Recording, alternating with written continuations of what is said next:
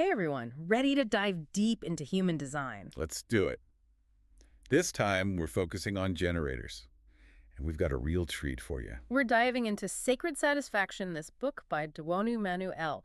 Seriously, it blew my mind. It takes human design and connects it to our biology, our gut feelings, but the science of it. It's fascinating how sacred satisfaction doesn't just stop at the whole energy thing. Yeah. It gets into the nitty-gritty of how human design shows up in your physical body. Which I love. And for anyone listening who's new to this whole human design thing, think of it like your energetic blueprint, right? Yeah. It reveals how you're designed to interact with the world. It's about your natural energy and using it to your advantage. Like a user manual, but for your energy.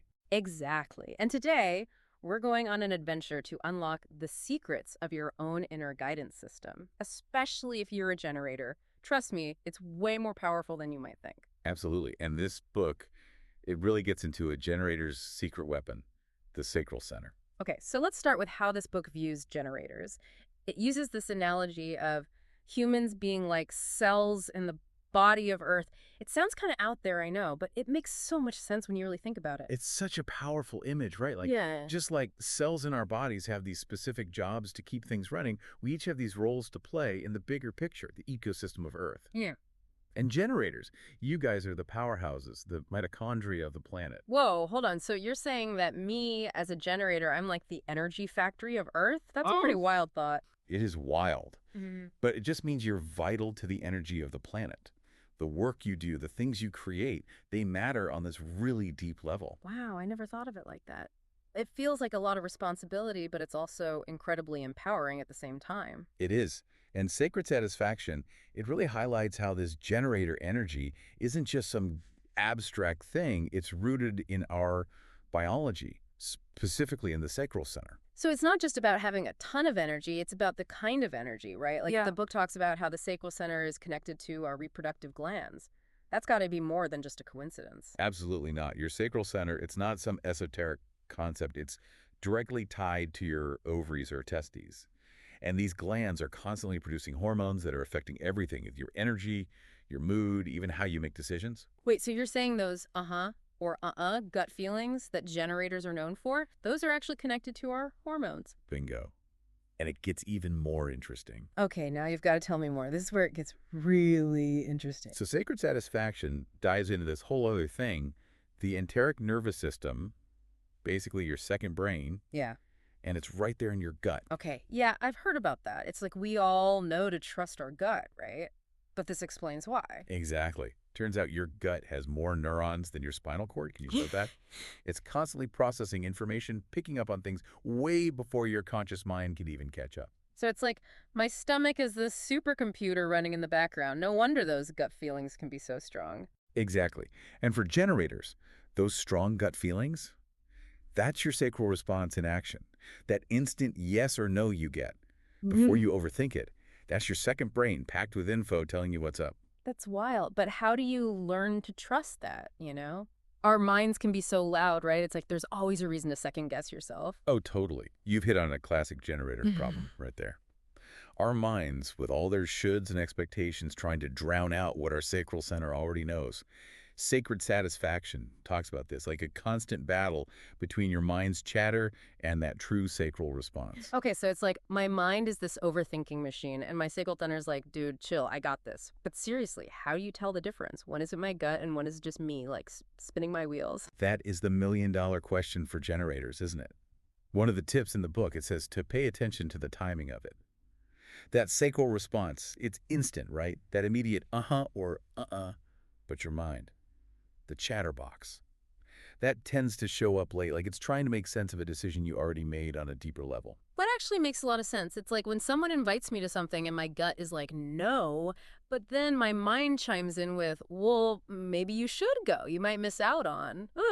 Exactly. Our minds love to analyze, weigh the options, play out all the what-ifs.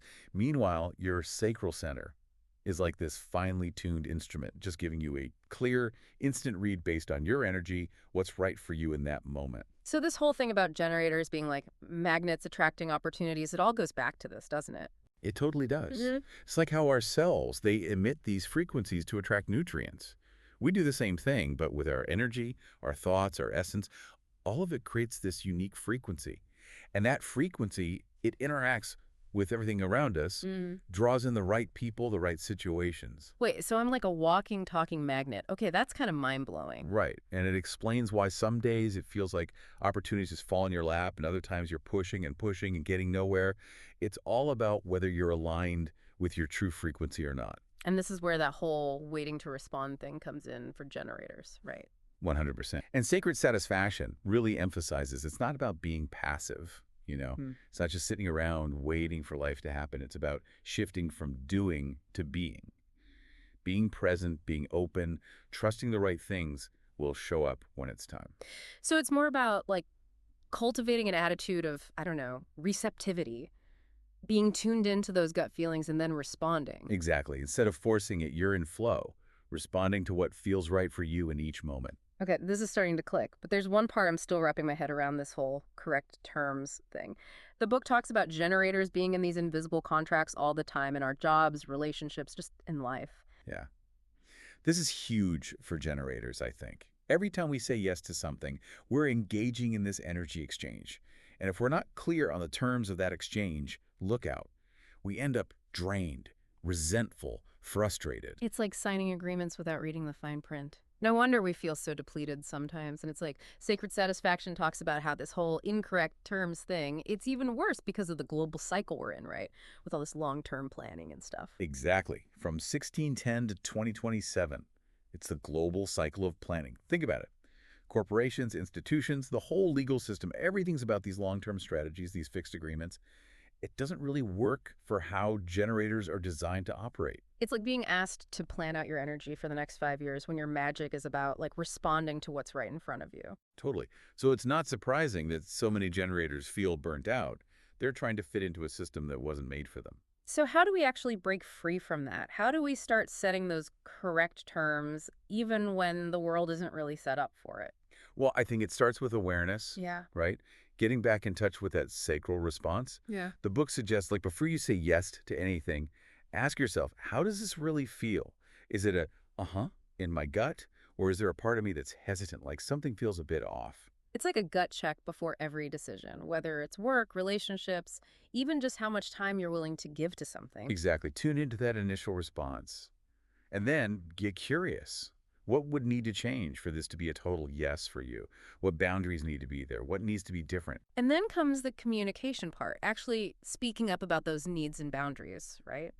Which I imagine can be a challenge, especially if you're used to, like, putting other people first. Oh, for sure. It can be tough. But remember, this isn't about being difficult.